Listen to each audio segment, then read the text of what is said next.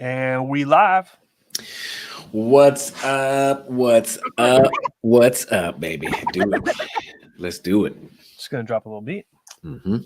It's like a one for the treble and two for the bass. And you don't stop. Let's start to play.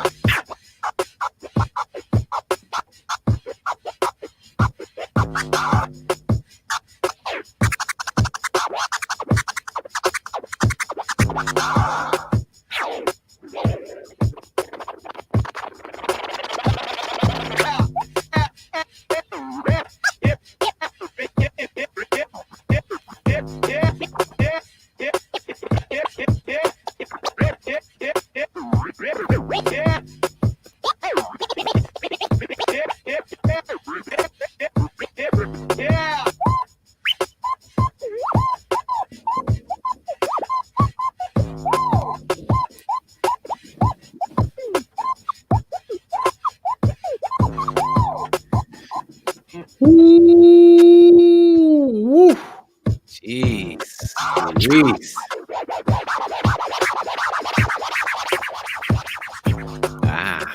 Can the internet handle the heat? Will the bits and bytes be able to hang with that? A little rusty. Oh, man, right. Man, that was a freshly oiled Tin Man, dude. There's nothing rusty about it. Oh, dude. Welcome back to everybody coming, tuning back in to the Soldiers of Science. Tony D, Flex, the fierce, the fantastic, the one and only DJ Flex, aka balling out of control all day, every day, with the ones and twos. Oh my goodness, man! Jeez. Thank you. That's a fucking just baptism by fire for everybody. There you go. Welcome back. Thank you to everybody who has tuned in previously and who is coming back for more. And to those of you who it's your first time, we have been out of business for a while, a couple weeks. I think the last time we went live was in October sometime, if I'm not mistaken. November? Did we do November? Yeah, early November. Yeah. But it's been about a month, right? Yeah. Actually, you got me confused.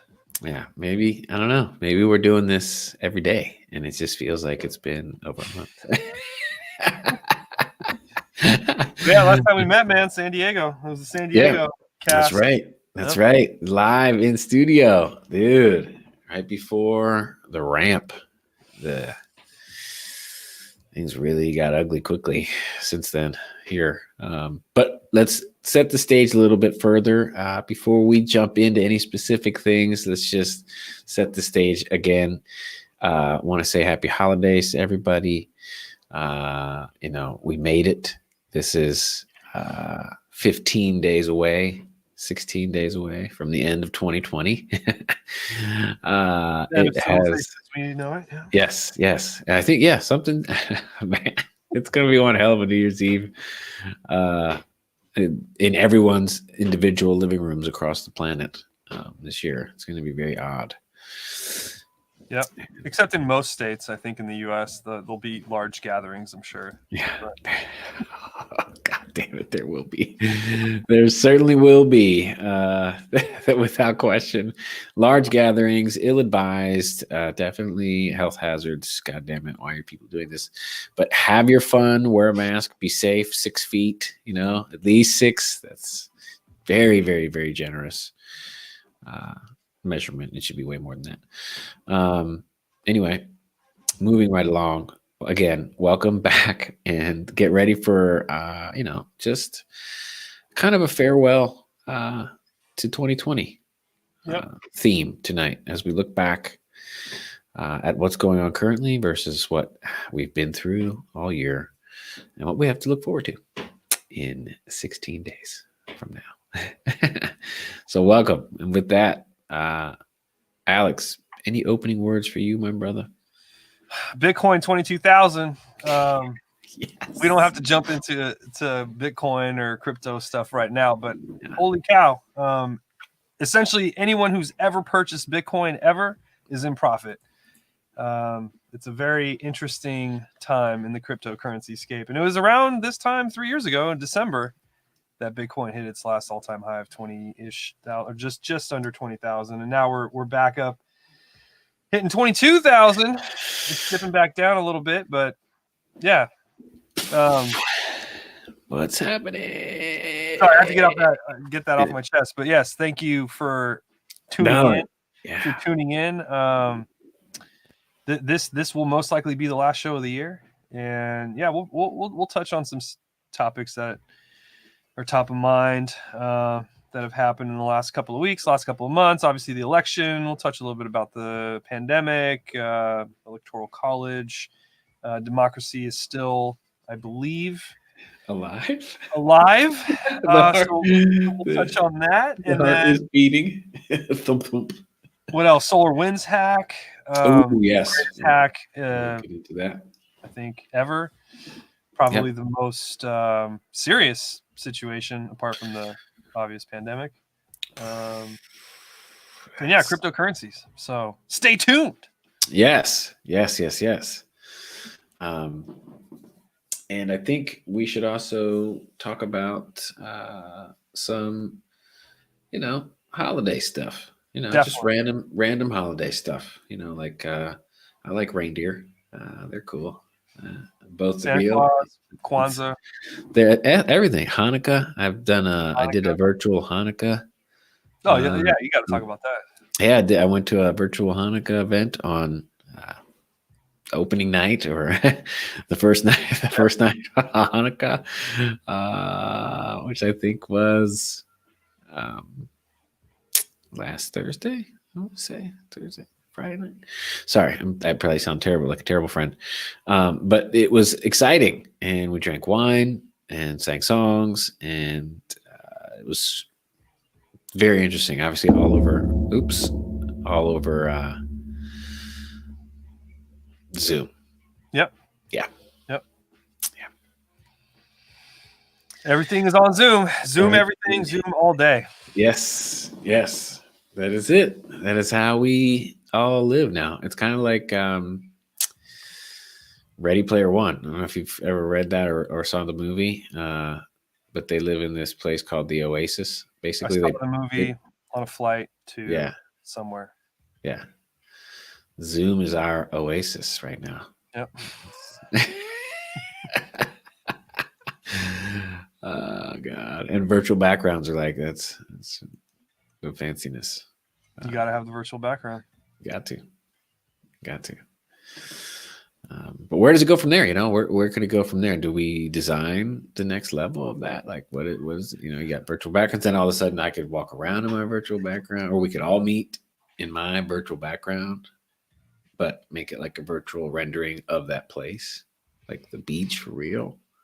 Or like, I think maybe the next step is, and I know VR has been tossed around for the last like 30 years, but I think maybe some form of it, like augmented reality, right? So maybe AR is kind of the next step. Like I'm still seeing you on a 2-dimensional screen, but maybe I'm getting some extra data sets with a pair of goggles or glasses. Maybe I am able to sit in the same room as you virtually, and I look over and there you are. Maybe that's kind of the next step. I don't know. Yeah, like it somehow renders just the same space for everybody. Or I guess it could be like straight up Oasis. Like we meet in this virtual room and we both can see each other and interact with this virtual space. And then there's a virtual digital whiteboard that we can both ideate on. Yeah. Create new ideas. Yep. And the next wave of futuristic technologies. Dude, this is very cool. I think that this is very cool. I just, I'm a dork like that, though, I guess. That's what I'm trying to say. Now, I think this type of technology is super cool. Yeah, I mean, it's super powerful. bridges a lot of gaps. It can solve a lot of problems, but obviously there's fatigue from it, right? Like nobody wants to do another Zoom call. I'm sure you're like me, where 6 hours of Zooming a day, if not more or less sometimes, is just exhausting on the mind, on the eyes. So it really is. It really is, especially if for folks that don't have the ability to have a lot of space or a sit stand desk and have like an ergonomically helpful setup. Yep. No, it's brutal, mentally, physically, everything. Like just sitting there, and then I mean, time will tell the toll. The time will tell the tolls that are being taken on our bodies, our minds, and souls. Just being on screen, being on, video, all day, every day. Yep.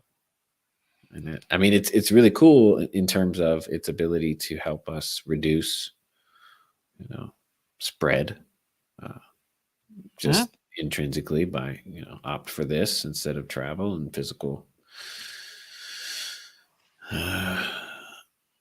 collaboration. But it's still crazy, man. Like we're 9 months into this thing here, and it's vaccine is here, which is dope. Vaccine is here, but for those who are able to get it and willing to take it. Yeah. They're giving it to, like, I saw a text from San Diego County. That's where I reside. And they said that they are starting with 89,000, I think, vaccines for all, like, medical workers. Yep, medical workers. All active medical workers. Nursing homes. Yeah. As it should be, of course. Are next, yeah. Yeah. Some are arguing that, like, I forget where I read. I think I heard this. I didn't actually read this, but some were arguing that, like, we should give it to the kids first because they're the ones that are most likely to be spreading it more. There was some logic behind it.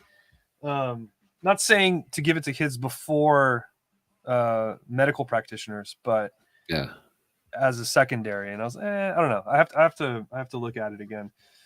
Okay. I thought, I'm not sure which one it was that I read, but I thought it was either the Pfizer one said it was like they recommend it for 18-year-olds and up. Yeah, that's the other problem. Vaccines for for children, pediatric vaccines go through a more stringent process. So we actually don't have a vaccine that we can actually give to kids now anyway. So that's a whole nother can of worms that we got to open at some point. Yes, we do. It's still a long road ahead. That's the reality. Again, we're here to talk about science and fact, and it's still a long road ahead because science and fact. And you got to print, and I call it print, quote unquote print, but just really, manufacture enough vials, enough doses of vaccine to actually, deploy to people. And you got to follow through with the deployment, and people got to line up and do it. And then you got to find people to take it too. Yeah. So I saw a good old Pensy boy got his vaccine live on television. Really? Yeah, I saw a headline, so don't quote me on that. Let me do a quick Google goggle here. I saw a headline that said that Pence and Biden were set to, but not. Oh, okay. So the headline was probably misleading, or I misread it. Vice President Pence to receive televised vaccine shot. That was 6 hours ago. So to publicly receive COVID vaccine on Friday. Biden as soon as next week. Okay. There we go. So it will potentially happen in the future. Yeah. It's, I don't know. You could, again, it's noble in, ideological terms, but it could be salt water. It could be saline solution. How would you know what they're getting injected with? Not to question it, not to be, stirring the pot, but it's like, come on. Yeah, as politically neutral as I want to remain on this podcast or just in life in general, there's no doubt that anyone could disagree that there's been some pretty irresponsible leadership. So it's kind of the least thing that I think that they could do at this point, especially from a certain administration, to promote the efficacy and the value of taking the vaccine. So Yeah. although I'm not going to be first in line to take it. Like, I definitely want more data, and most people that I've talked to that lean one way or another, I think we all kind of want the same thing. We want to learn more about it. What are the side effects that will eventually potentially develop? Yeah. So I think Yeah. I'm pretty sure it's safe. Like, we have one of the most stringent vetting processes in the world, right? Yeah. The FDA was kind of boxed into making the decision, but it went through, the 3-phase trials, and I think enough data was captured to come to a determination that this is safe and we can start to administer it, which is why we're doing it. So yeah, I support it fully, but I want to learn more. Yeah, exactly. And I feel the same exact way, and it's tough because it's like I don't want other people to be, my guinea pigs. No. But I also am kind of hoping to look to just an overall, of course, performance track record of the people that have received the vaccine. It'd be nice to know. It's just, hey, how they're doing? Are they doing great? No, no COVID. And I've seen, that one report, one specific report that I saw said that up to 14% of people that were in this test still, got the virus on board their body, and so they were transmitting COVID, but they didn't get any symptoms from it. Yep. That's what we still don't have enough data around and it sounds like it's becoming more and more clear that if you get the vaccine, you won't get sick because your body can fight it, but you can still carry it and spread it. Yeah. So, yeah. Cool. That's cool, virus. Nice move. I see it. Yeah. Touche. See it. Touche, all right. virus. Nice. Yeah. Touche, Rona. I mean, yes. Yeah. Oh my goodness. Me, oh my. It's the most, like, I can't find the right word for this because I don't want to use the wrong word live on TV. But if nature designed this virus, it is absolutely brilliant. Yeah, brilliant / sinister. Yeah, well, yeah, of course, in a negative way. Like, I don't promote the spread of the virus. I know. But yeah, no, just for the viewers' clarity. Yes.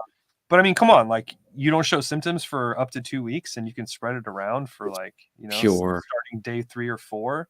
Chaos. It's the most like beautifully engineered death machine in the world, right? It's not okay. No. It's fucking insane, dude. Insane. It is. Sorry, pardon my language. For those that didn't know, this is an 18 and over show. Yeah. Just kidding. But not really. It's fucking insane. It is. Like 9 months in, and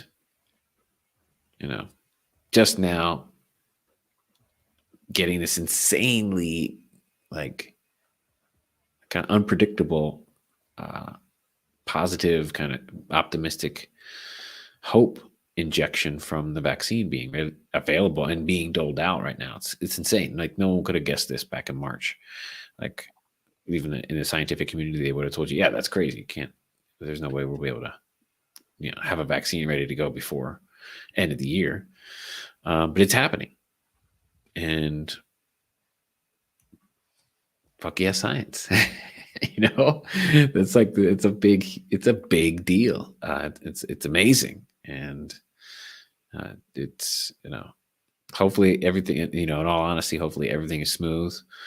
I've seen a couple, reports of some allergic reactions in different countries. Again, everybody may have the different variant of the vaccine they're giving out, but overwhelmingly, that's, I think, a lower percentage right now. I'll have to keep tracking that. Mhm. But I think it's overwhelmingly low percentage of folks that have that reaction overall. So promising and amazing. Yep. And just another unprecedented thing about this year. No, I mean, if this turns out to be a super safe, super effective, which I think we obviously already have the data around how effective it is. But if it turns out that there's like really no side effects, or they're just so marginal and insignificant, like this is one of the greatest scientific achievements of like mankind. Like, Yeah. to be able to do this in Yeah. 9 months. In this time frame. Yeah. It's complete insanity. Like Yeah. we used to spend years, decades on vaccines, right? Yeah, exactly. And if they So nailed it, which we hope they did, and it's all indicators are good, then we absolutely should be celebrating that, and look back on that as just unreal. The one of the biggest silver linings possible out of this year, that we can develop something that quickly and have it be effective. We owe it to the scientists that have done the work to get it to that point, to take it, and have it bring the beneficial, outcome of having a vaccine and reducing the spread and keeping people safe. And, so hopefully people do that. I'll get it. I mean, I have no problem getting it. I just, exactly like you said, I'm not going to be first in line, and I wouldn't be first in line anyway. Yeah. But, it's definitely super promising. They're talking maybe summer next year where most people have access to it here. Well, it's assuming that we still have any doses left, right? Because we got 100 million doses from Pfizer. Yeah. But only 50 million of those are actual, like, because you need 2 doses, right, for each human being. So we only have 50 million vaccines for 50 million people. And good old Trump administration denied 4 times more doses that were being offered for negotiation by Pfizer. Pfizer was like, hey, we can give you more. You need to tell us now. Otherwise, we have to obviously help other nations and countries that are next in line. And the Trump administration allegedly, which I believe is fact, denied any more doses. So for the Pfizer vaccine, we may not get any more until the end of next year. So I don't know what the deal is with the Moderna mRNA. Yeah. Or stock ticker symbols mRNA, in case nobody noticed that. mRNA. I thought that was brilliant. Like, it's been mRNA forever, and we developed 2 mRNA vaccines. I thought that was pretty awesome. That's pretty genius. I think that it was planned. Yeah, I think that might have something to do with what you were just talking about with the Trump admin, denying the Pfizer thing. Maybe they had some other deal working behind the scenes with, like, that's what I'm saying. We don't know. Yeah, exactly. We'll never know. Yeah. But we could maybe tease out, that once we see whatever next domino falls, like, okay, now they had some huge contract with one of these other companies, then it might make more sense. But because I hope to God they wouldn't have turned that down. It's like crazy. Honestly, and again, I really want to try to stay politically neutral on the show, but I almost believe that if they did in fact deny 4 times, it was more to spite and to burden the Biden administration than anything else. And if that's true, that's just complete insanity, So, but that's just me speculating here. But yeah, maybe we have a contract with Moderna. Moderna hasn't been approved yet, but I believe it will be approved if all is successful shortly, and then maybe we have another 100 million doses from them or something. So, who knows? But we need 600 million doses. That would include every child as well. So 18 and up. I don't know what the numbers are. Let's just call it 150 million. 200 million people, right, that could actually receive the vaccine. So we would need 400 million doses. And I think you and I both know that 40% of those people aren't going to take it. Yeah. And I don't know, man. I hope that really tail end of, like, worst case, but it's just a part of me worries about that. Dude, it could be like 50%. like half of Americans won't take it, or like will be adverse to. I don't know, dude. It's just I'm so worried about. I'm not too. I am very worried about this whole situation, and there's a lot more to unpack just in terms of like where we are headed as a society. But I think if half the population gets the vaccine, the other half refuses, they're all going to get it. And if they all get it, then they're all going to build immunity, right? So countless thousands more will die because of irresponsible, selfish people. Let's just be honest. And but eventually there will be a herd immunity with a combination of people who got it and vaccinated people. So there is a light at the end of the tunnel. It's just how much more death and pain will we have to go through until we reach the end of this. We may be one of the last countries in the developed world to, eradicate SARS-CoV-2. Which is wow. Which is mind-boggling. Yes. Yeah, one of the wealthiest, most technologically advanced countries on Earth that the world has ever seen in the history of, at least let's give it the last 10,000 years. I'm not talking about the civilization that built the pyramids over 12,000 years ago, but yeah, we just can't figure it out, man. Like we're stuck on like hating each other over colors. Like we hate blue and we hate red. Like that's literally what we're fighting over is color. Yep.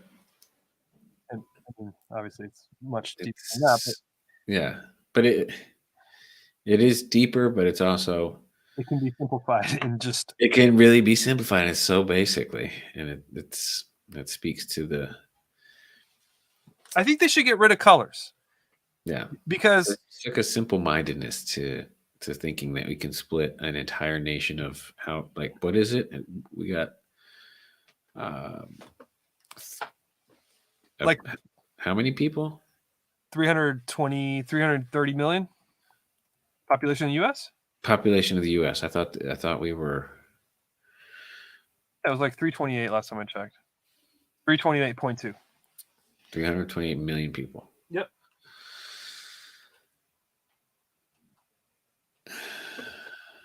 I mean, it's probably a little bit more if you include all the non-documented folk, but I mean, yeah, for sure. But still, that's much less than China and India, I think. Oh yeah. You know what's a trip? So Canada's got about 30 million. Yeah. Right? So they have like the same amount of land mass as we do. I think more. Like a tenth of the people. And they have a tenth. So they have 37. And then I had no idea, but I, for some reason, wanted to find out today what the population of Australia was. Not even 25 million. 24.99 million. What? And they have a land mass, roughly the same size as the U.S. I think it's a little bit smaller, but still, like 25 million. Like California has like 37 million, right? Yeah. So, dude, it must be nice to like live somewhere where it's not so populated, but at the same time, I don't know. Yeah. Yeah. No, it must be like it's definitely nice. Definitely nice. It's not have to be so crowded. But I mean, you go to like I went to China. You've been to Europe and you've been to some densely populated places, and they make it work. But yeah, I think it takes a toll on certain people. I am one of those people. Yeah. Yeah. Yeah. I love being in the house. I wouldn't trade it for the world. After having lived in apartments for, since I was like 18. Yeah. 18 to. Yeah. It's just, you do what you can, but it's so much nicer to have a spot out away from all the chaos of. But I mean, there's a place and time for it, especially if you're young, single. There's a lot of cool, fun cities to go live and do your thing. But man, in my 20s, I wanted to live in San Francisco or New York or Paris. Like there was no other option ever, like possible. Like I have to live in a big city. Like I was gonna become a big time DJ and have my career in the big city and be single and Go to restaurants every night and do all this nonsense. But well, oh, dude, you get older, and your needs change. yeah, like that's married life, having family. It's dope. Like it's cool. It's different, and it's excuse me, um, definitely different needs. Definitely different needs. Like you said, Yep. you need to change. And suddenly being on the road every day, all day for weeks and months and years doesn't seem so cool. You got people you love that you want to be with every day. I mean, of course you can make it work, but it's tough. It's super tough. I mean, it's like, being a musician, being an artist is like similar to being, in terms of like time away from family. It's like being in the military on deployment. You're just out, Mm-hmm. on the road. You can, of course, bring family with, but not all the time. So let's see, man. Yeah, what's next? What are we getting into here? What's next here? I think we should change gears a bit and talk about. Is it time? I think it's time to talk about Bitcoin, dude. Let's do it. Okay. I'm ready to dive in. We should talk about Bitcoin. Yeah. So Bitcoin is a very potentially complicated subject, or it could be a very easy one. If you're watching, or if you're watching this as a replay, please comment down below what you would like to learn about Bitcoin. There's obviously a ton of information on the internet, but if there's anything that you want to interact about with us in terms of cryptocurrencies, I think it might be a reoccurring theme on the show as well. Just given the hype around it now and the influx of tens of billions of dollars that are flooding into the space on a daily basis. Since this morning, it literally $50 billion pumped into Bitcoin. It was at market cap was at 350 billion, and now it's it hit $400 billion. So that means $50 billion was injected. Wow. Yeah. What is happening? Yeah. So a lot of institutional money is coming in. There's a lot of big names, Raoul Pal and Michael Saylor of MicroStrategy. They've been doing interview after interview after interview talking about why they're putting all their money into Bitcoin. Raoul Pal's put in his personal wealth into it. If you don't know who Raoul Pal is, please, you can find him on Twitter, or he's done like literally dozens of interviews on YouTube. Super fun guy to listen to. Like, he's just super passionate. He's always got like the greatest sense of humor and just most positive attitude. And the guy came from hedge funds, and he's kind of like the rock star, the what do you call it? He's just a super fun guy. And he got out of the corporate world and he started his own business to teach people about finances. And then he got into crypto. And anyway, so this guy's put up, like, I think he put 80% of his wealth, and he's never really said publicly how much he has. No one really knows how much he has, but it's probably in the tens of millions. If not, he's probably close to being a billionaire. Wow. And he's like, I have a salary. So if I lose all my money, then I still got a paycheck. And then he's got like 20% in, other, I think he has no equities. I think it's like bonds and some gold or something, but 80% into Bitcoin and Ethereum. Yeah. So, and then Michael Saylor, so CEO, founder of MicroStrategy, which is a pretty big company, and he convinced this board. And it wasn't easy, but he talks about it, and the story is amazing of how he did it, and when it finally clicked in his mind that, oh yeah, like this is it.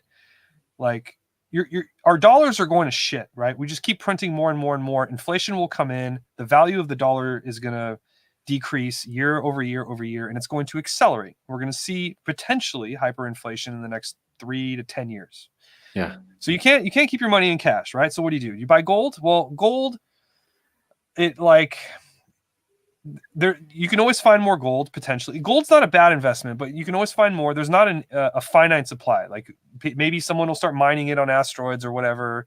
There's some better explanations as to why gold is not perfect. It's not great. It's not bad, but it's not perfect. Bonds are shit because the yields are less than what the inflation rate is going to be. So you can't put your money in bonds. Real estate, well, real estate's in a bubble. And, you know, what is real estate going to be like in 5-10 years? Like, who knows, right? So if you're a billionaire, there are literally no options for you to park your money. There's no option. There are no. So Michael Saylor, it like clicked in his mind. And the more I repeat this, it's clicking harder and harder in my mind. Like there literally is nowhere else to put your money except Bitcoin. There's 21 million Bitcoin. 4 to 6 million Bitcoin are gone forever because they're lost for, you know, people threw away their hard drives or whatever. And that's it. It's like this perfect thing. And there's only a certain amount that will ever be mined. And yeah, because exactly, dude. That's what I'm saying. Like, I think Shannon's pops is part of that. He might have 4 million you might have 4 million Bitcoin on a hard drive somewhere, you know? I've got to search this hard drive, dude. If you find 4 million Bitcoin on your wife's father's hard drive, could you lend me like 5? I have to believe. I'm just hoping that that he has one. Dude, what if he has? I just want to see and try and find out if he has one, because I don't even know what the process is. Like, obviously, you know, he's no longer with us. He would have given everything to his children. His children should have, you know, split it 3 ways between them. What was the year of his passing again? 2014. So that's right when Bitcoin was starting to become more mainstream. Like more and more people were hearing about it, but only the OGs. Like he was a hacker, you said. So only like the true OGs knew about it, like pre 2012, I think. Yeah. Like you saw headlines on TV, you know, like, oh, it's used in Silk Road or, you know, on the black market for drug transactions or whatever. So it always had this like kind of negative connotation attached to it until probably like 2017 when it went to its all-time high, and that's when everybody was like, oh my god, Bitcoin. Yeah. And look at it now. It is insane. So have you heard, okay, this would probably be fun to share to you and our viewers, the logarithmic charts. I can kind of explain it a little bit. Let me try to find it. Bitcoin chart. So yeah, so this is something that I see a lot, and a lot of people are talking about. A lot of people are using it to explain Bitcoin. So let me share, and we're gonna share this. So what are we seeing here? We're just seeing a bunch of stuff. No, apologies. I shared the wrong tab. This, boom. Nice. No, this doesn't help either because it doesn't have the numbers. Let me find one with actual numbers. It's really interesting.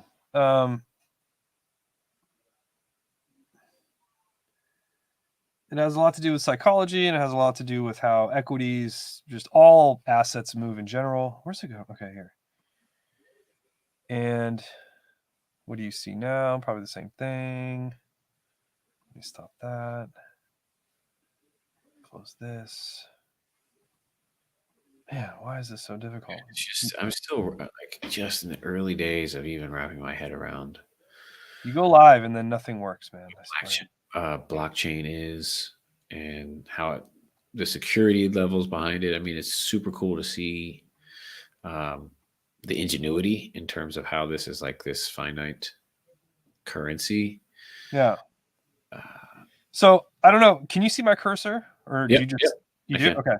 Yeah. So down here is 0.0025. Yes. This first line is 0.025. Yes. This next line is 0.25. Yes. This next line is $2.50, and 25, 250, and then 2,500. And so, explain for folks listening, not watching, just what this chart is that we're looking at. This chart is a So it's a logarithmic scale, and it just kind of shows how certain assets or commodities or different things will trade since inception to current times. And I just realized that again, I pulled the wrong chart because this ends in 2016. But there's a logarithmic chart that shows when a new asset or commodity or what a new asset comes on, typically trades for nothing. There's price discovery. People need to learn about it. They need to understand what the hell it is in the first place. So, it starts trading very low. And then you have adoption. A ton of people get into the space, and then you'll have a correction. And then more people will get in the space, and then you'll have a correction. And then more people get in the space. And then, so you have these ups and downs. If I can just find the right chart, I can show you that Bitcoin has been following this logarithmic pattern perfectly. Wow. And so you start at like 0, and then you get to like $100, and then you go back down a little bit, and then from 100. So that 0 to 100 is 100x. Yeah.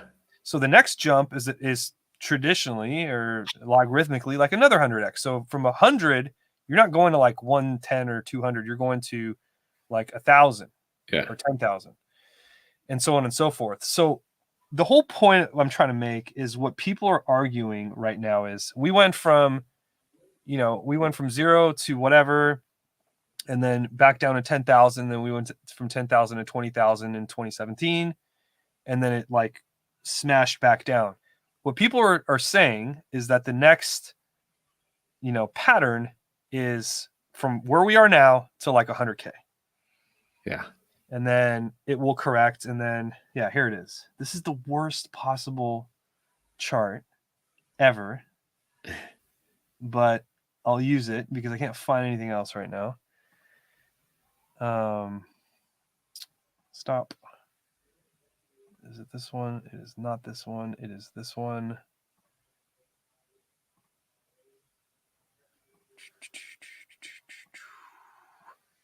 All right.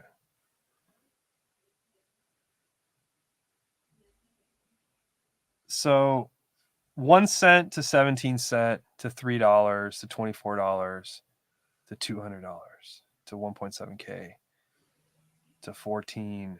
So the two gray lines that you see is basically the logarithmic Okay. pattern, or not pattern, but the curve. Yeah. And Bitcoin is right inside of that curve the whole way. So we're here now in 2020. And as you can see, it's the 14,000. Yep. Well, the next, I don't know what you want to call it, but if we're going to continue on the same pattern that it's been on since inception, the next price target is like 110 or $900,000, like exponential growth, right? Yes. So I think it's possible. I mean, I was running some numbers with market caps and things like that. Total market cap for gold, like everyone who owns gold in the world, all the money invested in gold is like $10 trillion. Right now, Bitcoin is about 400 billion, right? So not even 1 trillion. Yeah, we're at 408 billion right now. If we get to 1 trillion, that means Bitcoin will be more than double what it is now. So if we get to 1/10 of money invested in a Bitcoin compared to money invested in gold, 1/10, Bitcoin's price will be close to 50,000. And if we get the same amount of money parked into Bitcoin as we have gold, the price will be $500,000 or whatever. So, and there's a huge argument that like most of the people that hold gold are the boomers, right? And as they pass their inheritance to the millennials will most likely just sell all that fucking gold and buy Bitcoin or something else in the crypto market space, right? And then you have institutional money coming in, all these billionaires, all these you have financial companies, you have Fidelity talking about it now. Jamie Dimon of JP Morgan is alluding to potentially doing something in the space. Like it's going to happen. It's flooding. It's happening. Wow. Yeah. It's happening. So it's an interesting time, man. Yeah. Dude. Thank you for that overview and those kind of charts, those kind of that drill down into some of the science behind this. It's really cool to see that. Get you a ledger, son. Is that your crypto wallet? Nice. Yes, my Ledger Nano X. Tip: if you can wait till next Black Friday, till next Thanksgiving, these things usually go 40% off. So right now they're $120, but I bought another one because it was $70. It was like $50 off. So I was like, nice. Yeah, I'm gonna buy another one. Nice. Yeah. That's cool. Yeah. And so like you keep your crypto or some cryptocurrency on that physical drive. Is it a drive? It is a drive. It has a proprietary microchip. So there's Ledger, there's Trezor Wallet. There's a couple different companies that make hardware wallets. They create their own microchips processors that runs on their own custom operating system. So in order for someone to hack one of these, they would have to literally like it's very complicated. It would be very hard. So it doesn't run like Android. It runs a completely proprietary software that's made by Ledger, and a proprietary chipset that's not necessarily made by them. So there's definitely some interesting stuff to research there, like who makes the chips, where are they assembled. Yeah. Ledger's a French company, so I'm biased. So I was like, yeah, I'll trust you guys. Right? Yeah, they're like the number one or top two hardware wallets in the world. Oh, cool. All your cryptos are always in the blockchain. Yeah. So all this is doing is storing your keys. Oh, okay. And I'm trying to think of. So Crypto Casey on YouTube is a great resource. She does a great job of explaining blockchain and Bitcoin and Ethereum in a way that human beings can understand. And that's where I got a lot of my knowledge from, is from her. So thank you, Crypto Casey. She had a good analogy. Like, think of it as like your username and password to access your bank account. So all the money is all your money's in the bank. So all your crypto's in the blockchain. Yeah. But you are the owner of your username and password, your key. Not the bank. So the difference is you are now your own bank. And that's what makes cryptocurrency so fun is you are now, and it's also a huge burden because you have to not lose your passwords, not forget them, not get them leaked. Like you are now the custodian of your wealth. Yeah. So this is just holding the username and password. Cryptos are always on the blockchain. And then when you want to buy and sell cryptocurrency using your wallet, you plug your wallet in, you use the Ledger app, you type in your PIN code, and then you can transfer to and from using your username and password hardware key. Nice. Wow. The 24-word recovery phrase is a different thing. That's if you lose this or this gets damaged or malfunctions, you can buy a new one. Yeah. And it doesn't have to be a ledger. It can be, this is like a universal 24-word key or 12. There's either 12 or 24. Okay. I picked 24 because it's more words. Yep.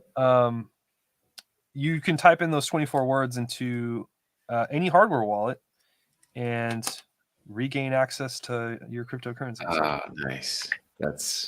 So how does that work? I still can't explain that very well. I can't explain how that works very well. Yeah. Like where, I have a hard time with that one. Still. That sounds, like, I mean. But everything's on the blockchain. Yeah. All data, every transaction that you ever did, ever. Yeah. It's all on this beautiful, pure data set that cannot be invalidated. Right? Yeah. Yeah, there's like apps and websites where you can go and you can see all your transactions. And then when you buy or sell, there should be like a transaction like number, and you can go to websites and then you can actually see on the blockchain your transaction, like how long it took, how many miners it took to validate, or how many miners actually validated your transaction, and the fees associated with it. Completely transparent. Whoa. It's just like you said, it's beautiful. It's a beautiful design. It's a beautiful thing. Like, here's your permanent record. It's just there's something pure about it. Something very pure, and also very scary because I mean, yeah, I don't know. I'm thinking about again. Let's go down a little fantasy trail here, just for fun. Massive EMP from a solar flare. Yep. Just pulses, whoosh, wipes out all electronics on Earth. So, Bitcoin 100%. evaporates, right? I mean, 100%. If there is a micronova or massive solar flare that destroys all electronic equipment, then all digital currency assets are gone, right? And that's why I gold. Even like gold. have gold, like That's unless you why, have the physical gold on you, because I have money invested in gold, but I don't have gold. Like that would be dope. Like you guys send me my gold that I have invested. yeah. Just keep sending me gold. Every time it appreciates, whenever it depreciates, I swear I won't touch it. I'll put it in the corner. But gold is impractical, right? I mean, how much gold can one carry? And then you can't fly with 100 ounces of gold. You'll be questioned. You'll be, So, so I've seen people talk about this, the solar flare, and it would have to be. So if a solar flare was big enough to wipe out every single computer in the world, it'd probably wipe out every species in the world. No, but then we would have way bigger problems than fucking our Bitcoin, right? Like we're literally hunter gatherers at that point, right? Yeah. So none of that matters. And then the other argument is, or contrary to it, is like, generally speaking, even an extremely powerful solar flare will not wipe out every single computer on Earth. And the beauty about cryptocurrencies and the blockchain is you need nodes all over Earth. And so there will theoretically always be a few nodes intact. It was copies. That are still validating transactions and have records of all transactions. So, and I think data centers are being built underground, deep underground. I mean, like people are thinking about this. Yeah. So there'll be nodes, secure nodes. Dude. Yeah. Like that. Secure nodes. It's all about building nodes. Dude, I got it. Man, I was getting into it last week. I was like, how do I mine? Like I learned how to mine, and like I was about to drop like $10,000 on like NVIDIA graphics cards, but then I started looking at all the calculations of like, how long would it take to regain my money, my investment, and like how much money could I actually make, and how much money does it cost on electricity? Yeah, the power. And like it's not even worth it really at this point. Like if you got into it a long time ago, bro, like if you mined like 100 Bitcoin, like 10 years ago. Oh my goodness. Yeah. But now living large. That's what I think. I think I know somebody that was doing that. Yeah. And I gotta look into it. Dude. I knew a kid that had like 1,000 Bitcoin. I don't know if he still has he was like this crazy rich kid. So he already had money, and he just bought like thousands of Bitcoins for like nothing. It was when it was like $1 or whatever. Long time ago. I'm like, what are you doing? Like, why did you buy that? Like, what are you gonna do with like what is it? Right? And he couldn't explain it to me. He didn't care. He's like, oh, it's the future. Don't worry about it. I'm like, whatever, dude. Yeah. Okay. Now he's sitting on like probably $20 million. Yeah, dude, it's millions of dollars. Oh my goodness! If I saw, I think I saw like some. Again, this is probably a Twitter snippet, so take with a grain of salt. But something like if you invested $1,000 10 years ago in these certain companies, and then it had like how much that $1,000 would be worth today, it said something like, dude, if you invested $1,000 in Bitcoin 10 years ago, it would be worth like some crazy amount of money, like some couple $100 million. I was like blown away by the amount of money it said. I think they got 230 some million bucks. Yeah. So 10 years ago, 10 years ago, price history. 10 years ago, Bitcoin in July of 2010 was trading for around 0.00082 to 0.08 cents. So let's just go with the high number. You have 8 cents, so 1,000 divided by 0.08. That's 12,500 Bitcoin. And then you multiply that by, we're back over 22,000 now. That's $275 million. So you could have turned 1,000 into 275 million. Yeah. Sometimes it pays to get on board early. Oh my God, that's the insanity. Yeah, I mean, who knew though, right? Like, I don't even think the guys, the gals, the people that created Bitcoin. I mean, I think it was like a fun project in the beginning, but I mean, they were fundamentally trying to solve. It was right after 2008, right? Right after the financial crisis. Yeah, they're trying to solve. Yeah, exactly. Like that was their solution. Or yeah, like screw the banks. Yeah, like bring the power back in our hands. Yeah. So, that's impenetrable, secure, more logical. It is. It's a beautiful thing, man. It's just wild to see what's happening right now. If it just moonshots, there's going to be so many new millionaires and billionaires. It's going to be crazy. I mean, I find it very hard to believe that it will not hit at least 100,000. Like, will it hit 100,000 and then it just won't move ever again? Will it hit 50,000 and not move? But I don't know. There's just so much. Like Raoul Paul said it the best, right? So he's like, if you're in your 20s or 30s or even 40s and you have $100,000 and you want to invest $100,000 into something, let's say you put 50,000 into Bitcoin. Worst case scenario, you probably lose half. Bitcoin 50% goes down 50%, never recovers ever. So you put 50 into Bitcoin, you lost 25, never recovers. So you had 100, now you have 75,000. Like, is your life over? No. Like, you will recover from that. You will continue to work. You will find other investments. You will survive that, right?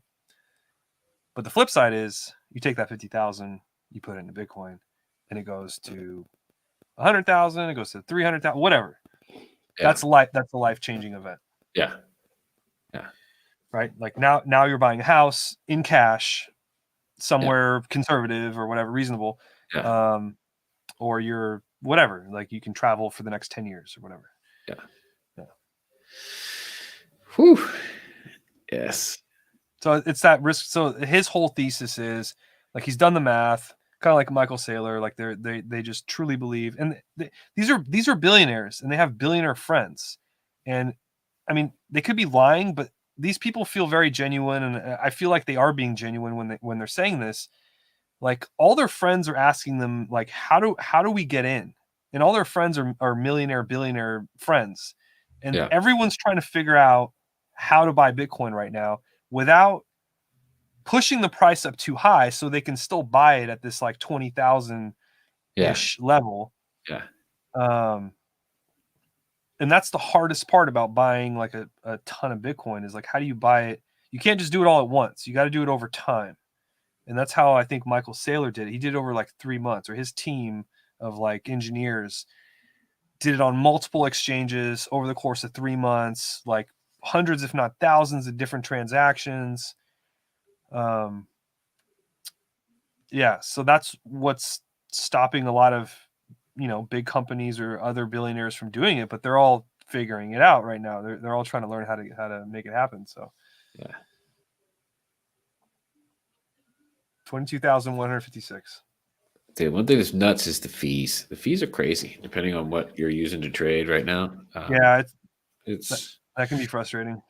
Yeah, it's wild. Keep an eye out for that if you guys do get involved. If anybody decides to venture into the world of crypto, definitely check out the folks that Alex recommended, Crypto Casey. Super Casey. dope. Yeah, super dope. And what was the other one? There was Raul Paul, right? Yeah, Raul Paul, man. Yeah, he's awesome. For sure. Sweet, dude. So let's put it like this. We are at the top of the hour, and I think we should at least touch on for a minute here this solar winds hack.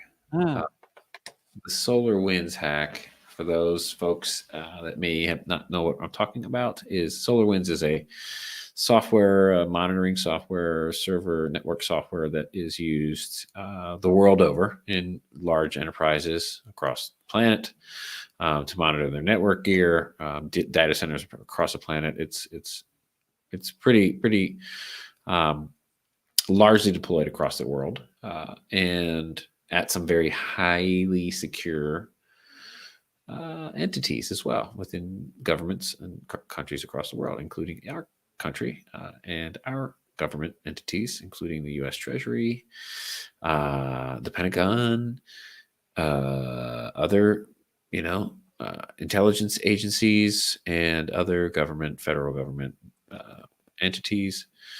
And it's been confirmed that these systems have all been hacked. The depths of the hack has yet to be fully disclosed or uncovered or even, tracked down yet. We're still finding out bits and pieces here and there, but nobody has a full picture yet of how and what was actually stolen, because the hackers did a brilliant job of designing encryption for any extrapolated data that they were mining. So it was really it's still a mystery as far as how deep the rabbit hole goes with what's been stolen. Yeah, that's the concerning part. Yeah, that's the concerning part. And this just came out. I mean, what was it? 2 days ago, yeah. I think 3 days ago. Yeah. So what we know is that things are bad. And what we don't know is exactly how bad they're going to end up being. So it's just getting uglier and uglier, I mean, expect the worst. Expect the worst. They got everything, right? Because they were running this thing for months. So they got into like Department of Defense, they got into defense contractors. I mean, assume they got all our intel, all of our proprietary, classified, military, anything, like hardware designs, like clear codes, like locations. Dude, could you imagine? Can you imagine? Yeah. Now, like, the military secrets, all these, dude. I don't know. Like we've heard for years, if not decades, that like all of the tightest kept secrets in intelligence are kept offline. Yeah. But yeah, and like, cyber espionage can only go.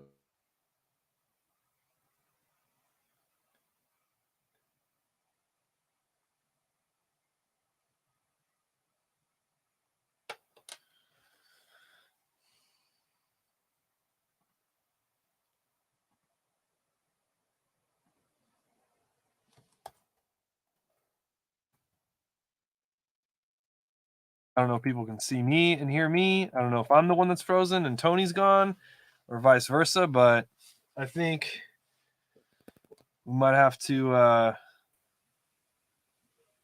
And we're back, and he's back. Whoa. Was I frozen? What was that? I don't know. You froze on my end, and then I pinged you, and I was like, well, I don't know. Maybe I'm the one that's frozen. Like, maybe Tony's still good, but little internet opportunities here. Dude, yeah, that was opportunistic. I don't know who's listening, but maybe they didn't like us talking about that topic, but it's truth. Nah. It's happening, so we have to speak to it. This is dope. This article looks super cool about Microsoft unleashing the Death Star. Yeah. I don't know. I obviously didn't read the whole thing. That came up, but how cool is that? They have something called the Death Star. Yeah. This week, Microsoft took a series of dramatic steps against the recent SolarWinds supply chain. In the size, speed, and scope of its actions, Microsoft has reminded the world that it can still muster firepower like no one else as a nearly overwhelming force for good. That's as far as I got. Through 4 steps over 4 days, Microsoft flexed the muscle of its legal team and its control of the Windows operating system to nearly obliterate the actions of some of the most sophisticated offensive hackers out there. In this case, the adversary is believed APT-29, aka Cozy Bear, the group many believe to be associated with the Russian intelligence, and best known for carrying out the 2016 hack against the Democratic National Committee. While details are still continuing to emerge, the SolarWinds supply chain attack is already the most significant attack in recent memory. According to SolarWinds, Microsoft, FireEye, and the Cybersecurity Infrastructure Security Agency, the attackers compromised a server used to build updates for the SolarWinds Orion platform, a product used for IT infrastructure management. The attackers used this compromised build server to insert backdoor malware into the product called Solarigate by Microsoft or Sunburst by FireEye. I mean, I don't have to read the whole thing, but so what do they actually do? December 13th, the day this became public, Microsoft announced it removed the digital certificates that the Trojans files used. Okay, cool. So they removed certificates. Same day they announced that it was updating Windows Defender, an anti-malware capability built into Windows to detect and alert if the found Trojan file on the system. Then they moved to Sinkhole, one of the domains that the malware uses for command and control.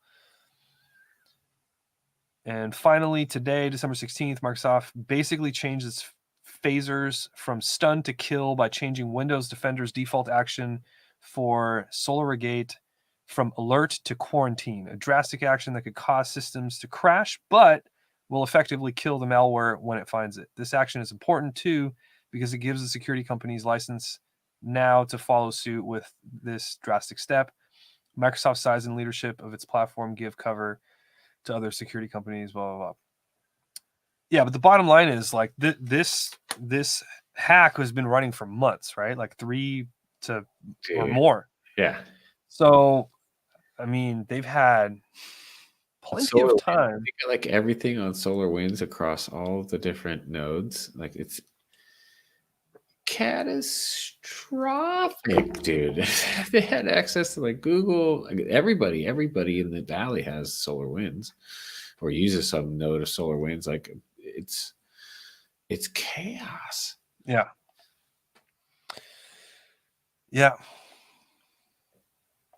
So we will be hearing about the fallout of this probably for the next 12 to 24 months. Oh my God, dude. Yeah.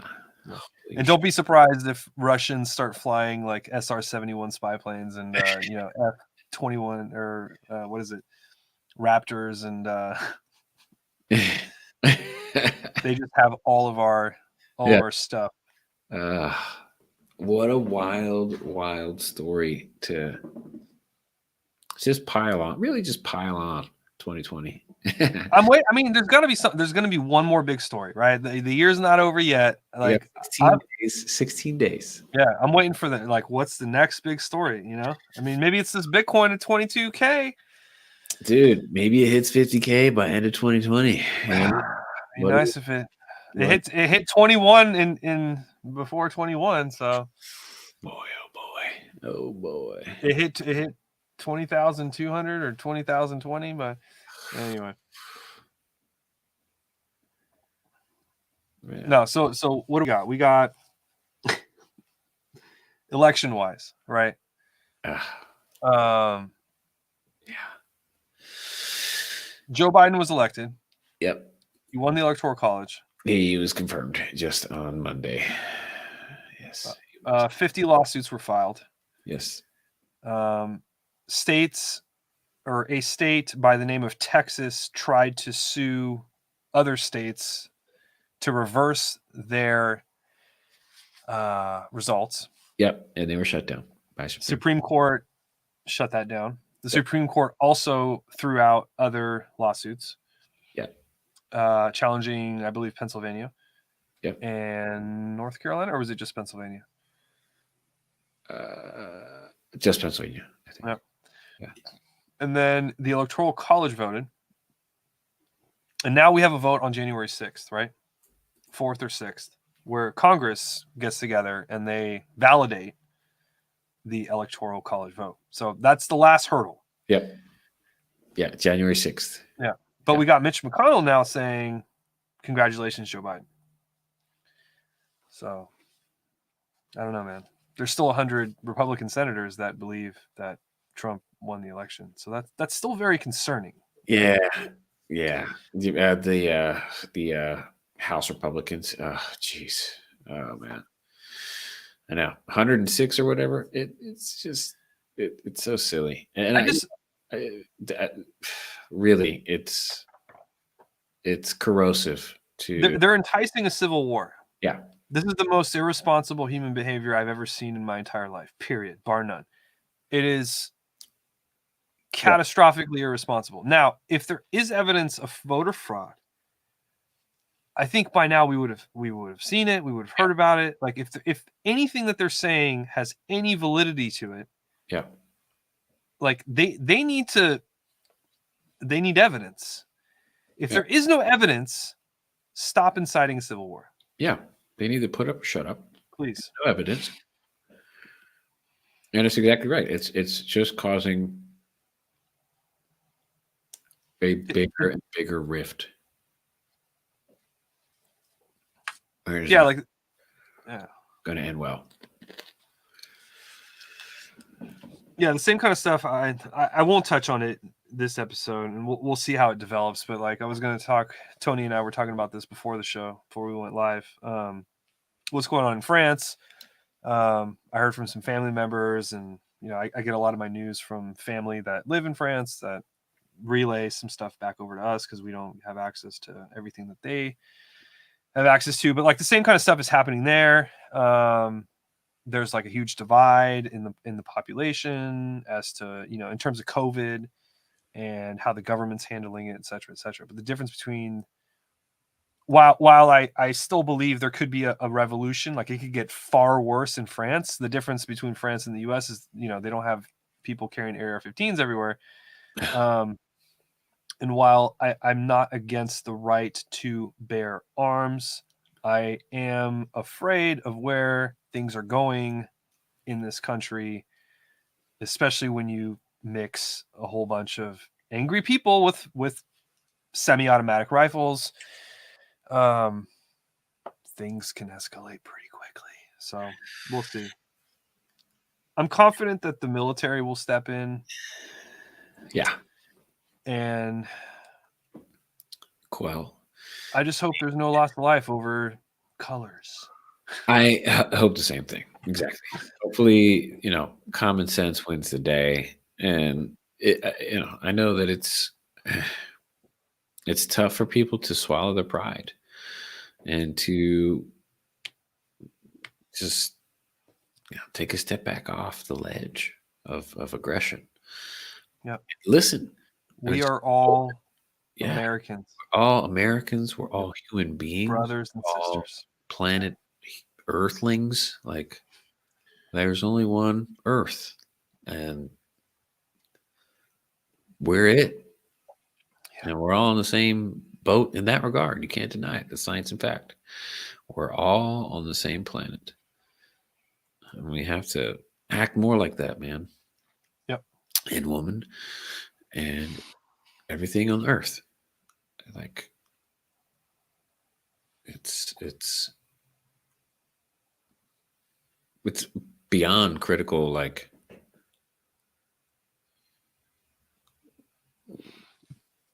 critical level of warning.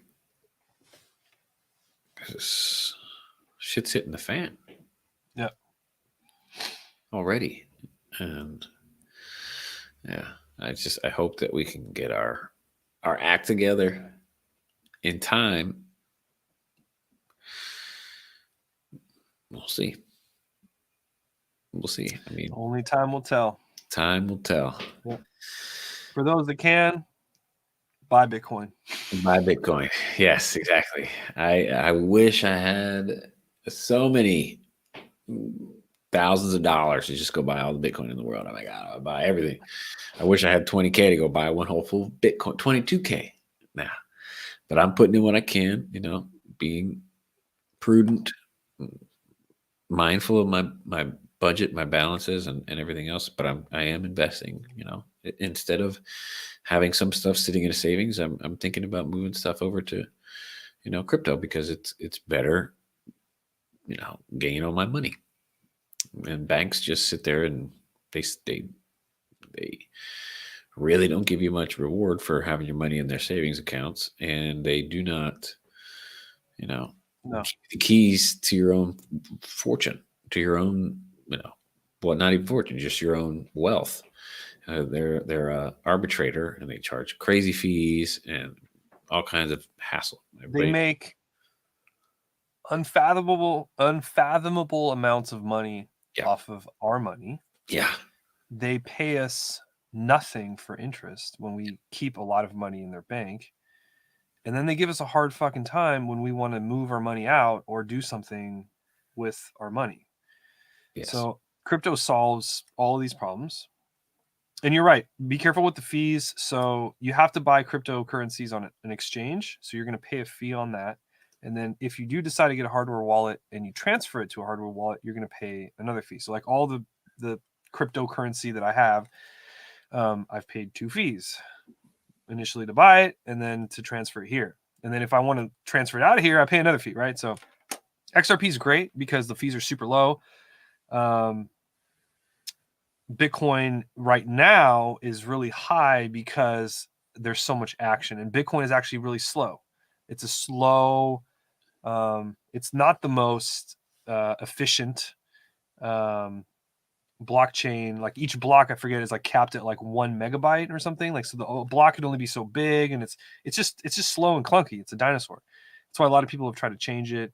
That's why a lot of people say Bitcoin is antiquated. It's obsolete, and a lot of that's true. But the bottom line is, it's the Mac Daddy. It's the king. It's what everybody knows, and that's where all the money's going into right now. So, and it's also, there's only 21 million of them. So yeah, and that's a finite number of assets.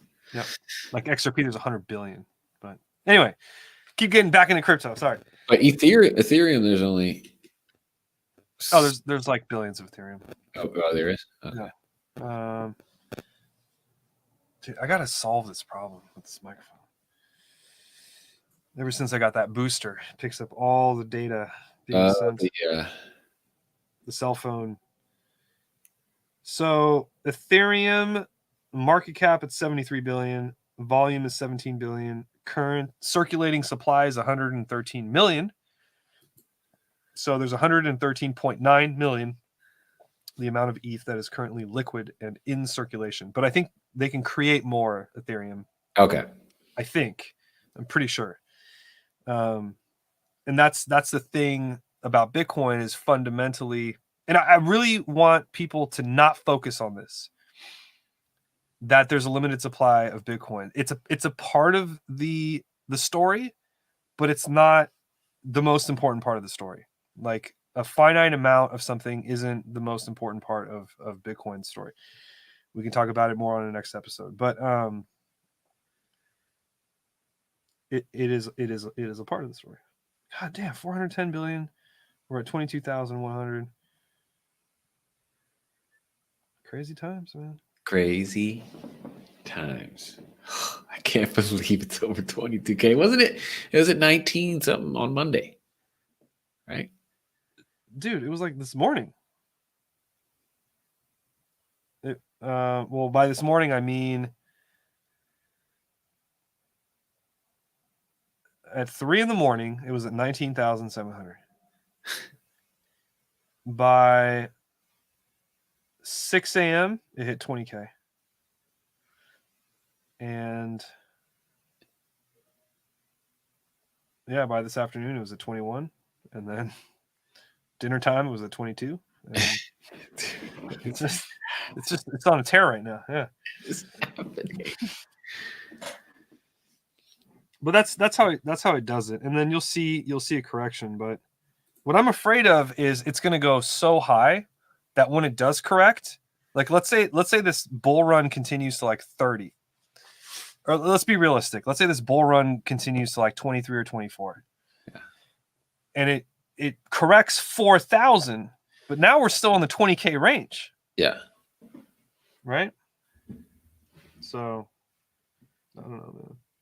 Oof.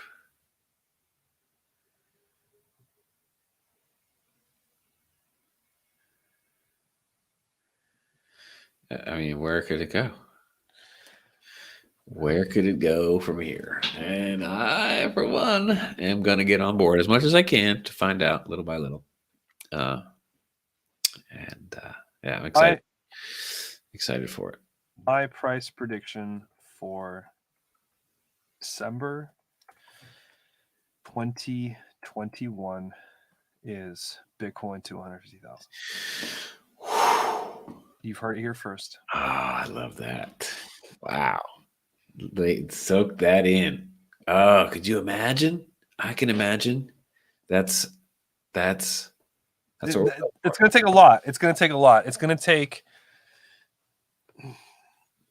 take a lot more companies and family accounts, which are, billionaire family accounts. Yeah. Right before we got on the call, I was watching a video, and this guy was talking about how he believes, and there's nothing to support this. This is just, but like he had a convincing story. I kind of like this story, but he believes like, so MicroStrategy's in it. We're going to start seeing next year. We're going to start seeing like Apple, maybe Google, companies that just have massive amounts of cash just sitting around, just losing value. Yeah. You're going to have no choice. I think we may see that. And if that happens, even if they just put $1 billion into it, can you imagine the headline? Apple buys fucking Bitcoin. Can you imagine that headline? Like everyone will get into it. Yeah. So, for sure. It's going to be interesting. Whoa. Yeah. Dude, I think before we wrap up, we should at least give a little blurb here to the Starship launch that exploded on okay. Yeah. Return to the Earth. It was the first. I think I think it was the first prototype that they actually launched that far into orbit or semi-orbit. That's going to be, it's like a commercial spaceflight spaceship. The SN8. The SN8. Yeah. Yeah. And it was glorious. It was a glorious launch. It did so crazy, like maneuvers in the air, like tail flip back. It was like, it put a crater right where you want the crater.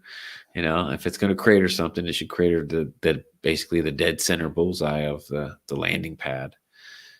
It's just one of the thrusters never ignited. It just kind of was a lame thruster right there at the tail end of the landing. Yeah. I watched the part where it came down, and then it just comes down a little too fast. impact is too much for the structure, and it explodes. But it's a tremendous leap advancement in, I think, the technology, the propulsion technology that they're using, like, and obviously the ability to launch and then land the same rocket. You know what's tremendous, Tony? We get it's so easy to get caught up in all of the negativity that's happened this year, but a private company sent human beings into space Yeah. and docked with the International Space Station. A private company with the help of NASA, of course. Yeah, of course. But I don't know, man. Like, I don't want to lose sight of that. Like, I was telling my kids that this happened. We watched the video. We watched the launch like months ago, and then the launch with the astronauts recently, and like they get excited, but like I don't know. To them, I think they've just been living in this virtual world for the last like 9 months. So they almost don't believe that it's real, right? Like they're super excited, but like I'm trying to really drive it home. Like dope shit is happening right now. Like we super. Look back in history at this time, at that specific launch. I was like, this was the beginning of the journey to Mars. Yeah. Like, this is where it started. It's totally new technology, totally way, and they're launching from Texas. It's crazy town. Houston, we have a problem, dude. Where's it in Texas? Like Boca something? Boca Chica, something like that. Boca Chica, Texas. Amazing, by the way. I love the name. And dude, it's a tremendous time to be alive with that innovation. Again, just it's a super dope silver lining for us to finish up on tonight. I think looking at stuff like that in 2020 that was actually a leap forward for humanity. That rocket launch, this vaccine, right? Yep. In certain ways, you could say, people's reconnection with family that are able to work remotely. Oh, it's literally on the most southern point of Texas possible. It's literally on the border. It almost looks like it's in Mexico. Oh shit, sick. SpaceX launch facility, Boca Chica Beach. That's incredible. Like it's the most southern tip. Yes. Geographically possible of Texas. That's awesome. And I learned that I always wondered why the French had launched their satellites from French Guiana in South America. And it's because you want to be as close to the equator as possible when launching into space, because it's like a shorter path. It's a straighter path into the out of the atmosphere. Yeah. That's why, that's why they, we've typically always seen flights in Cape Canaveral, right down in southern tip of Florida. Exactly. Yeah. So this is cool to see Boca Chica. Boca Chica. Chica. And it's just cool to see the risk that's being taken and to push the needle forward in terms of science and space flight. Now, where do I land on some of the money that gets invested in stuff like that when it could be leveraged maybe to fund a stimulus during a pandemic or something? I don't know. That's a different conversation. But nonetheless, I think that it is a valuable investment to continue to explore, astrophysics and space flight. That's a private company, and we need money, and we need to support NASA and everything. Like, I'm sure I'll get destroyed in the comments for saying this by some people, but I support our military. I think defense is an important thing. I would love to live in a world where we don't need military and don't need defense, but that's not reality. But if we took 0.5% of the military budget, half of 1%, that would be enough money to fix literally every problem in America. We could pay for healthcare. We could beef up our education. We could give stimulus with 0.5%. So the money's there. we can find places, but for some reason, Americans, generally speaking, Yeah. don't seem to be bothered by. I don't know what it is. I don't know what it is, I, but we're not having the right conversations, I think, ah, and we should start having them. yeah. I think that's what it is. It really is. It comes down to the conversations, the content, the subject matter of the discourse. Like what's going on here? Yeah, where are we at? Yeah. And so much of it has been so divisive, however you say that word, and Yeah, how do you say that word? I think it goes either way depending on the mood. I always said divisive, and then I heard someone say divisive was the right way, and that confused me. So I like divisive. divisive, No, I like divisive. divisive. I like divisive. English is weird. I think it's divisive, but I mean that's kind of like been the tone. Is it neither or neither? I've been having an argument with my wife about this. Is it neither or neither? Is it or is it not neither? I think it's neither Neither. here in the U.S., but I think it's neither like in the UK. I don't know. I think that's fine. It's like the King's English. If you know, please comment down below. Yes, please let us know. Neither and neither.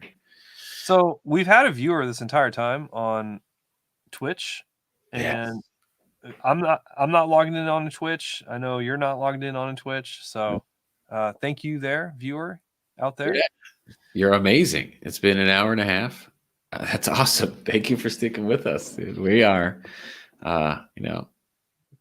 just happy to be able to get back to having these discussions. It's been a couple weeks.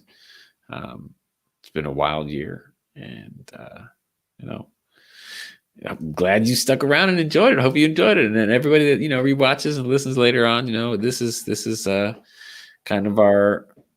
We talked about some real stuff, but it's really a positive twist on some of the good stuff that's happened in 2020. So hopefully it's helped to bring some, food for thought to different perspectives to look back on. It has been, and I'll be very openly honest and blunt here. It's been a fucking shitty year in a lot of ways.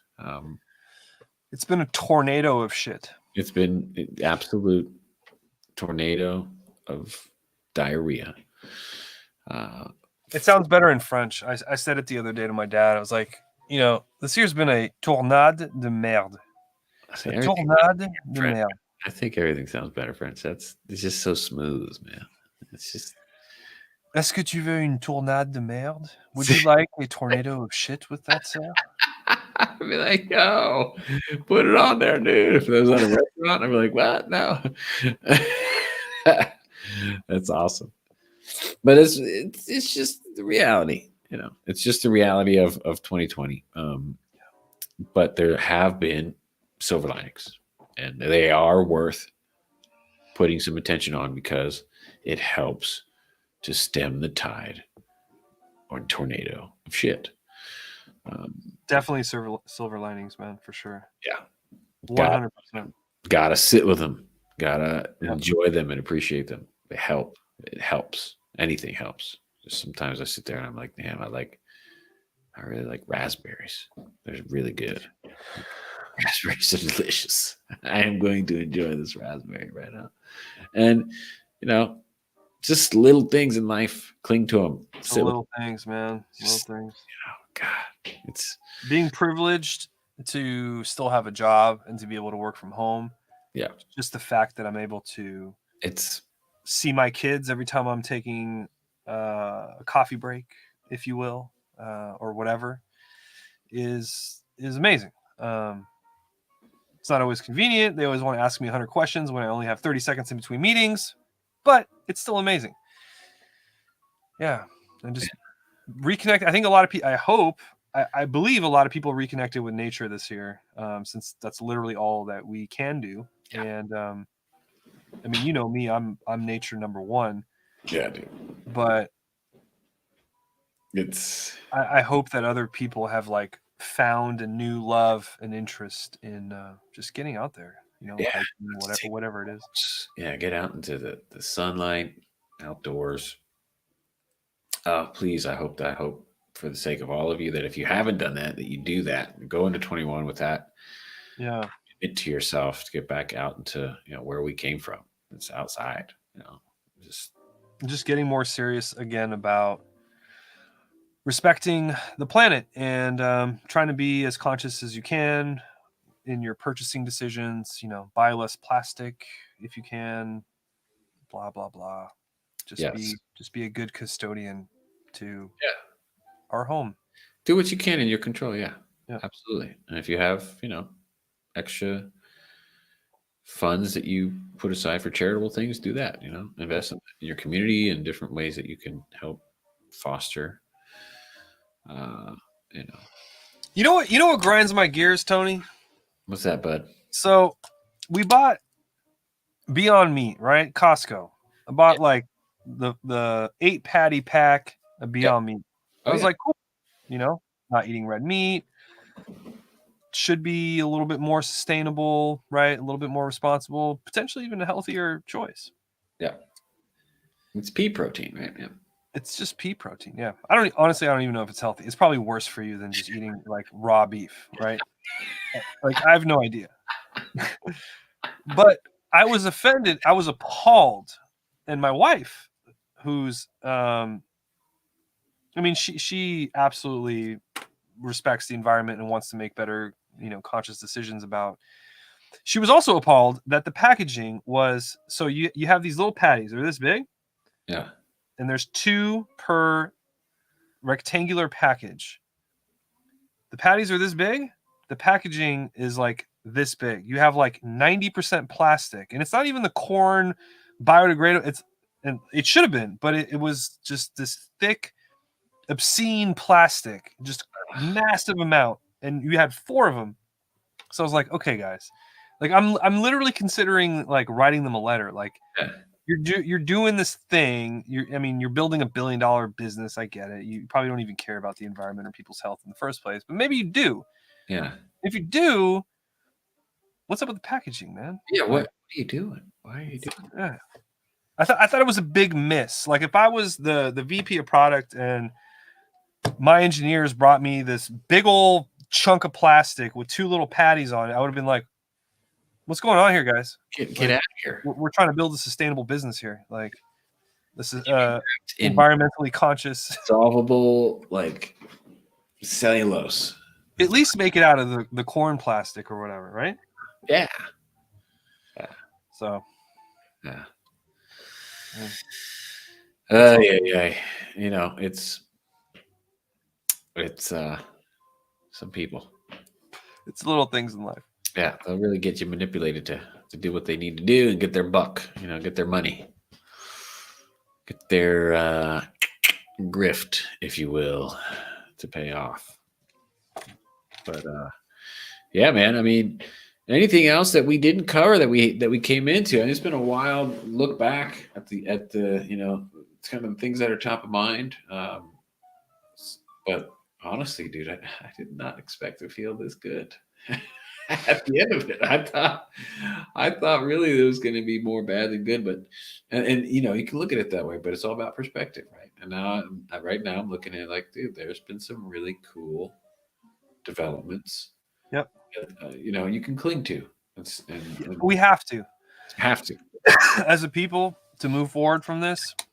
Yeah. You hit it on the head, dude. Like before Christmas. I mean, we not everybody got it, but it's here and people are getting it. People on the front lines. Yep. That's crazy. That's so impressive and unbelievable, and like it's just unprecedented. It's just like everything else this year. So let's be stoked on that. That's Yep. a gift. Same with this advancements in technology and science and other places. And hopefully, a beginning of, it doesn't feel like it yet, but at least we're maybe the tipping point towards, a more connected community, a more, a less divisive or divisive, country, where we get back to, treating each other with respect, Yep. and starting every kind of interaction there from a place of respect, first and foremost, and not our differences, but our similarities. We have to get back. We have to get fundamentally back to that point. Yeah. Yeah. And it's on every one of us to do it. And I guess if there's one last kind of closing message, okay, I'm sorry, I'm gonna close this app. If there's one last message I'll give is I support everything you say, and it's really on us to make it happen. We can't rely on a leader or a president or a governor to like why are we even upset with them, right? Yeah. They're supposedly doing their jobs. They're not always going to do it well, and we've seen a whole lot of evidence of that. But at the end of the day, it's on us, and it's how we act as a people. So let's stick together. Let's help each other out, and you know, let's make love in the middle of the tornado of shit, and let's keep it going. You know, let's hug this out. Very well said, dude. Very well said. Bitcoin just hit 22,121.2. 221212. On the ladder. uh, Thank you, Alex. Yeah. That's beautiful words. I hope people listen closely to those words, heed those words. Listen up, and just do what you can. Again, everything's taking small little bites. 2020, small little bites. Some days you can't go out there and feast. You just got to take small little bites, get through things, nibble at a time. But when you can make those leaps and bounds in self-improvement, focus on some of the things that we talked about, making sure that you're part of the solution, and less part of the problem. With that, just much love, happy holidays to everybody, no matter what you celebrate, any walk of life, any age group. We got love for you. Enjoy the holiday season. Hopefully it brings you some warmth and some much needed time to unplug. For those of us that have been grinding, for those of us that have been grinding in all different types of ways. Happy holidays from mine to yours. And with that, I'll sign off. That's Tony D, baby. Stay up, everybody. Stay up. Thank you, Tony. Thank you, everybody. We out.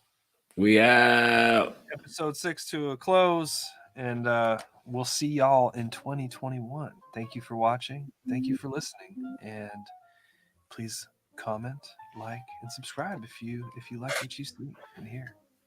Thank you all. Thank you all. Thank you, Twitch. See you in the new year. Yeah. Have a good one. Happy New Year.